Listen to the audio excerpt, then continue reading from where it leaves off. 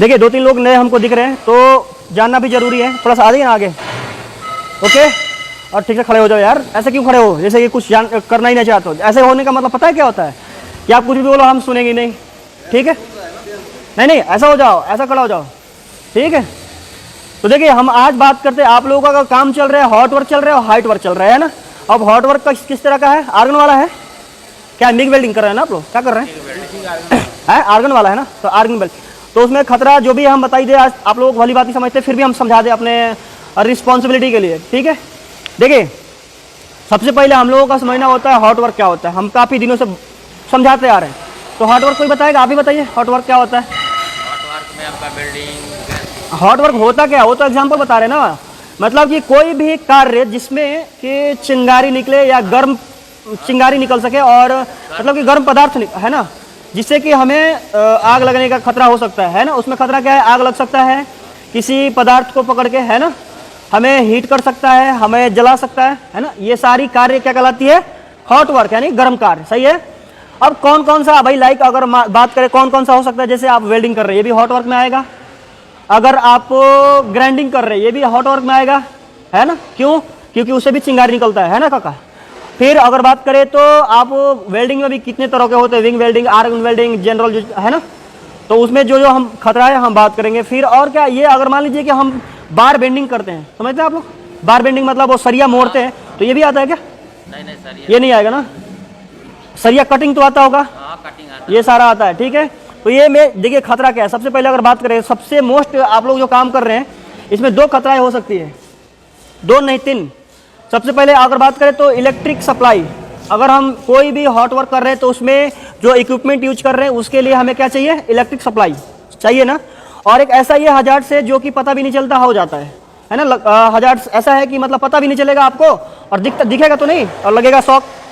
तो हमें सबसे पहले क्या जिम्मेदारी लेना है कि आप हॉट वर्क शुरू कर रहे हैं, तो हमें क्या करना होगा, एक बार इलेक्ट्रिशियन को बुला के क्या करना होगा, इक्विपमेंट को जांच करा लेना होगा। अगर आपको लग रहा है कि प्रॉब्लम है तो, नहीं तो अगर आप कॉम्पिटेंट है अपने इक्विपमेंट को लेके, तो एक बार अपने फिजिकली चेक कर लीजिए, फिर उस पर काम शुरू करिए। इलेक्ट्रिकल सप्लाई को बढ़िया से चेकअप करके और हमारा ऑथोराइजेशन लेके, क्लियर है। ये हो गया हमारा इलेक्ट्रिसिटी का हॉट वर्क में।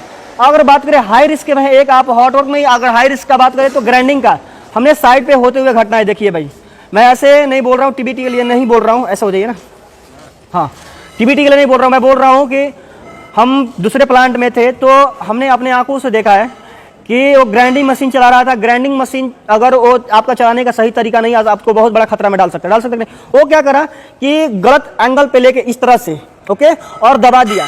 उसका पत्ती जो ब्लेड होता है ना, वो घूमता है, व्हील, वो टूट गया। और टूटने के बाद क्या हुआ, वो फेसिलिटी पहना हुआ था, लग गया आके। ये उसका चेहरा अभी तक देखने लायक नहीं है, समझ गए। हमने ये आपको देखा है।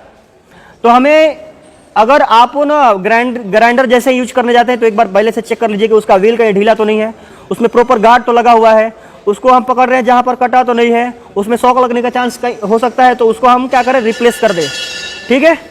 सही मशीन यूज करें, और हमें चलाने का एक्सपीरियंस है तो ही चलाएं, ठीक है ना। नया नया शुरुआत किसी क्रिटिकल काम के लिए नहीं करना है ना, नहीं तो नुकसानदायक हो सकता है।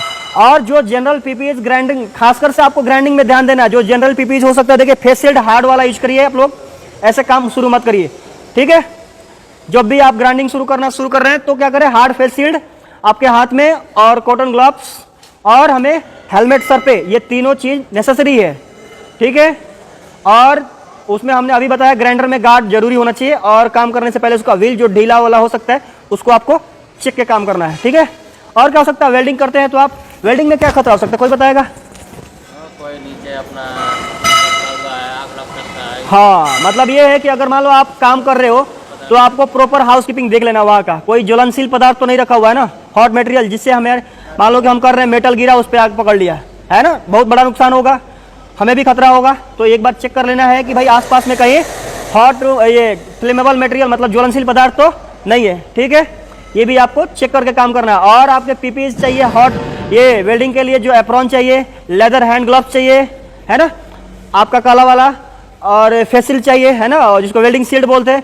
ये सारा चीज़ें यूज करके हम वो लोग वेल्डिंग करें तो बेटर है ना, क्योंकि वो चमक लगती है, आँख का नुकसान होता है। तो ये सारा चीज़ें। और हॉट वर्क करने से पहले आपको क्या करना होगा, एक बार परमिट के लिए भी पूछ लेना होगा, ठीक है। क्योंकि देखिए परमिट एक ऐसा डॉक्यूमेंट है जो कि आपको एक लीगली ऑथोराइजेशन देता है काम करने के लिए, सही है, लीगल तरीका से। इस तरह से कर रहे हैं कुछ भी हर चीज़ लगा के, तो आप इलीगल काम कर रहे हैं। प्लांट में आप लीगल काम करिए, सेफ रहिए, क्लियर है।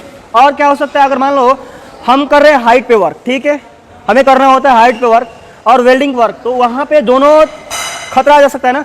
तो आप कोई बताएगा कि हाइट पे काम करने के लिए आप क्या करेंगे, अगर आपको वेल्डिंग करना है हाइट पे, तो ऊपर अपना रोप बांध के मतलब इंश्योर कर लेना है कि हमें जो प्लेटफॉर्म है परमानेंट है कि नहीं, अगर टेम्प्रोरी है तो उसको प्रॉपर है कि नहीं, आने जाने का रास्ता सही है कि नहीं, है ना, हमारे मशीन पकड़ने के लिए वहाँ पर रास्ता वो जगह है कि नहीं, तभी हमें क्या करना है, काम करना है, ठीक है।